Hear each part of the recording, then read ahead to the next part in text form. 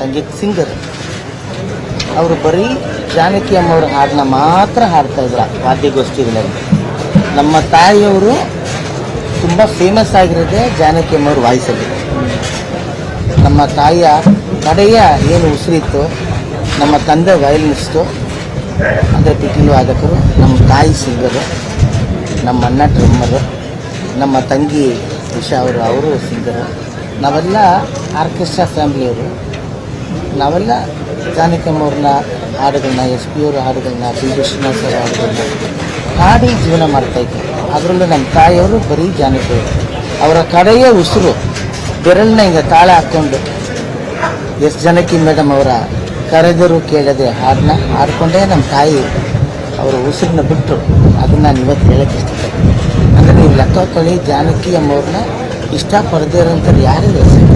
ಅವರು ಹುಟ್ಟು ಕಲಾವಿದರು, ಹುಟ್ಟು ಸಂಗೀತಗಾರರು. ಕೆಲವರೆಲ್ಲ ಒಂದೊಂದು ಏನು ಒಂದೊಂದು ಥರದ ಹಾಡುಗಳಿಗೆ, ಕೆಲವರು ಈ ಫಾಸ್ಟ್ ಸಾಂಗ್ಗಳಿಗೆ ಫಿಕ್ಸ್ ಆಗಿರ್ತಾರೆ, ಅಥವಾ ಇನ್ನೊಂದು ಮೆಲಡಿ ಇವ್ರು ಆಡ್ತಾರೆ, ಇವರು ಫಾಸ್ಟ್ ಸಾಂಗ್ ಆಡ್ತಾರೆ, ಇನ್ನೊಬ್ರು ಬ್ಯಾಕ್ ಆಡ್ತಾರೆ, ಈ ಥರ ವಾಯ್ಸ್ಗಳಿರುತ್ತೆ. ಆದರೆ ಜಾನಕಿಯವ್ರ ವಿಷಯದಲ್ಲಿ, ಮೇಡಮ್ ವಿಷಯದಲ್ಲಿ ಯೂನಿವರ್ಸಲ್ ಅದು ಸಂಗೀತದ ಯೂನಿವರ್ಸಲ್. ಅಂಥವ್ರು ಇವತ್ತು ನಮ್ಮ ನಗರದಲ್ಲಿ ಇವತ್ತಾಗಿದ್ದಂತೆಲ್ಲ ನಾನೊಂದು ಸತ್ಯ ಹೇಳ್ತೀನಿ ಎಲ್ಲರ ಮುಂದೆ. ಯಾವತ್ತೂ ಅವರು ಹಾಡೋದನ್ನ ನಿಲ್ಲಿಸಿದ್ದಲ್ಲ. ಅದು ಏನು ಮಾಡೋಕ್ಕಾಗಲ್ಲ, ಮನುಷ್ಯ ಅಂದಮೇಲೆ ಏಜ್ ಆಗೇ ಆಗುತ್ತೆ. ನಮ್ಮ ದೇಹ ಪರ್ಮಿಟ್ ಮಾಡಲ್ಲ ಹಾಡೋದಕ್ಕೆ.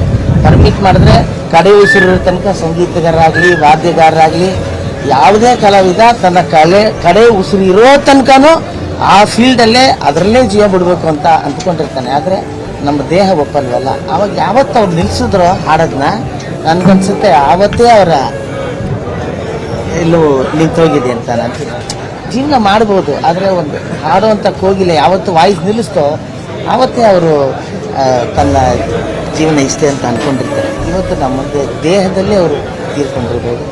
ಆದರೆ ಇಡೀ ಭಾರತದಲ್ಲಿ ಇಂಥ ಒಬ್ಬ ಗಾಯಕರು ಇಲ್ಲ. ಅದರಿಂದಾಗಿ ಅವರ ಆತ್ಮಕ್ಕೆ ದೇವರು ಶಾಂತಿ ಕೊಟ್ಟರು. ಯಾಕೆಂದರೆ ದೇವರು ಅಂದಮೇಲೆ ದೇವರೇ ಸಂಗೀತ ಪ್ರಿಯರು. ಸಂಗೀತದಿಂದನೇ ದೇವರನ್ನ ಹೊಲಿಸೋಕ್ಕಾಗೋದು. ಎಂತೆಂಥ ಅದು ಕ್ಲಾಸಿಕಲ್ ಸಾಂಗ್ಸ್ ಆಡಿದ್ದಾರೆ, ಎಂತೆಂಥ. ಅದರಿಂದಾಗಿ ನಮ್ಮ ಚಿತ್ರರಂಗದ ಪರವಾಗಿ ನಾನು ಕರ್ನಾಟಕ ಫಿಲ್ಮ್ ಅಕಾಡೆಮಿ ಅಧ್ಯಕ್ಷನಾಗಿ ಅವರಿಗೆ ನಮ್ಮ ಎಲ್ಲರ ಕಲಾವಿದರ ಪರವಾಗಿ ನಮನವನ್ನು ನಾನು ಸಲ್ಲಿಸ್ತೀನಿ. ಜೊತೆಗೆ ನಮ್ಮ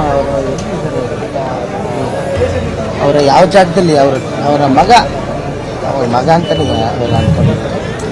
ಆ ಜಾಗದಲ್ಲಿ ಈಗ ಸಾಯಂಕಾಲ ಮಣ್ಣು ಮಾಡ್ತಾರೆ. ಹೌದು, ಎಚ್ ಡಿ ಕೋಟೆ ಅಲ್ಲ, ಇಲ್ಲೇ ಮೈಸೂರು. ನಮಗೆ ಏನು ಅನಿಸಿದೆ ಅಂತ ಹೇಳಿದರೆ, ಜಾನಕಿ ಅಮ್ಮವರು ಇಡೀ ಭಾರತಕ್ಕೆ ಬೇಕಾದರು. ಅದರಿಂದ ಇದು ನಮ್ಮ ಮೈಸೂರು ಸಂಸ್ಕೃತಿ, ಕಲೆಯ ಪರಂಪರೆಯನ್ನು ಹೊಂದಿರುವಂಥ ಊರು. ಇಲ್ಲೇ ನಾನಿದ್ದು ಇಲ್ಲೇ ಜೀವ ಬಿಡಬೇಕು ಅಂಥೇಳಿ ಅವರು ಇಲ್ಲಿ ಬಂದ ಮೇಲೆ ಮೈಸೂರಿಗೆ ಇದೊಂದು ನಮಗೆ ಇದೊಂದು ಒಳ್ಳೆಯ ಒಂದು ವಿಷಯ ಆಗಿರೋದ್ರಿಂದ ಜಾನಕಿ ಅಮ್ಮರ ಮೆಮೊರಿಯಲ್ನ ಇಲ್ಲೇ ಶುರು ಮಾಡಬೇಕು. ಅವ್ರ ಹೆಸರಲ್ಲಿ ಒಂದು ಮೆಮೊರಿಯಲ್ ಆಗಬೇಕು. ಆದರೆ ಅದು ಸರ್ಕಾರದಿಂದನೇ ಆಗಬೇಕು.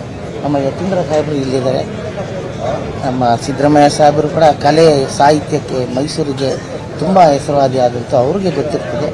ನಮ್ಮ ಸಿ ಎಮ್ ಅವರು ಕೂಡ ಡಿ ಕೆ ಶಿವಕುಮಾರ್ ಸಾಹೇಬರು, ಸಿ ಎಮ್ ಅವರು ಸಂಗೀತಕ್ಕೆ, ಕಲಾವಿದರಿಗೆ ತುಂಬ ಅತಿಯಾದ ಬೆಲೆ ಕೊಡೋರಾಗಿರೋದ್ರಿಂದ, ಮತ್ತು ಅವರು ಚಿತ್ರರಂಗದವರೇ ಆಗಿರೋದ್ರಿಂದ ಅವರು ಕೂಡ ಸಿನಿಮಾಗಳು ಥಿಯೇಟರ್ಗಳು ಇಟ್ಕೊಂಡಿದ್ದರಿಂದ ಜಾನಕಿ ಅಮ್ಮವ್ರ ಬಗ್ಗೆ ತುಂಬ ಚೆನ್ನಾಗಿ ಗೊತ್ತಿರುತ್ತೆ. ಅವರಿಗೆ ನಾವು ಇದನ್ನು ತಿಳಿಸಿ ಅವ್ರ ಮೆಮೋರಿಯಲ್ನ ಅವ್ರು ಯಾರು ಅವ್ರ ಜಾಗ ಇವಾಗ ಕೊಟ್ಟಿದ್ದಾರೋ ಅವರು ಈಸಿಯಾಗಿದ್ದಾರೆ, ಜಾಗ ಕೊಡೋಕ್ಕೂ ರೆಡಿ ಇದ್ದಾರೆ. ಹರೀಶ್ ಗೌಡ್ರು ಈ ಜಾಗ ಮೇಡಮ್ ಯಾವ ಜಾಗದಲ್ಲಿದ್ದಾರೋ ಅಲ್ಲಿ ಮೆಮೋರಿಯಲ್ನ ಒಂದು 10 ಗುಂಟೆನೋ ಇಲ್ಲ ಅರ್ಧ ಎಕರೆನೋ ಅಥವಾ 1 ಎಕರೆನೋ, ಅವ್ರದ್ದು 1.5 ಎಕರೆ ಏನೋ ಇದೆಯಂತೆ, ಅದನ್ನು ಸರ್ಕಾರ ಇನಿಷಿಯೇಟಿವ್ ತೊಗೊಂಡು ಆ ಮೆಮೋರಿಯಲ್ನ ಸರ್ಕಾರದಿಂದನೇ ಕಟ್ಟಿದಾಗ ಮೈಸೂರಿಗೆ ಜಾನಕಿ ಅಮ್ಮವ್ರನ್ನ ನೋಡೋದಕ್ಕೆ ಅವರ ಅಭಿಮಾನಿಗಳಾಗ್ಬೋದು, ಸಂಗೀತ ಪ್ರಿಯರಾಗ್ಬೋದು ಬರ್ತಾರೆ. ಅದು ಒಂದು ಒಳ್ಳೆ ಮೆಮೋರಿಯಲ್ ಆಗತ್ತೆ ಅಂಥೇಳಿ ನಮ್ಮ ಭಾವನೆ. ಅದಕ್ಕೆ ನಾವೆಲ್ಲ ಸೇರಿ ಅವರಿಗೆ ಒಂದು ಗೊತ್ತಿದೆ ಅವರಿಗೆ ತಿಳಿಸಿ ಆ ಕೆಲಸವನ್ನು ಜಾನಕಿ ಅಮ್ಮವ್ರ ಹೆಸರಲ್ಲಿ ಮಾಡೋಣ ಅಂತ ಅಂದ್ಕೊಂಡಿದ್ದೀವಿ. ನಮಸ್ಕಾರ.